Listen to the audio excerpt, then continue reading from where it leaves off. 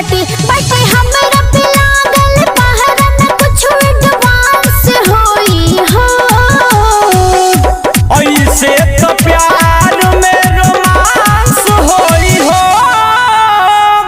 आई booth DJ पर dance होई हो।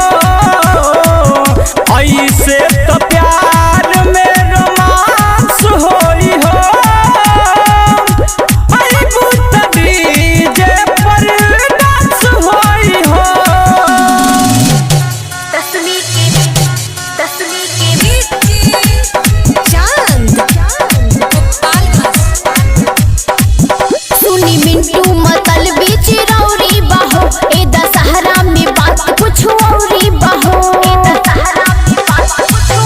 रोहित मुकेश खुशबा पूरा पन डाल बुकबा।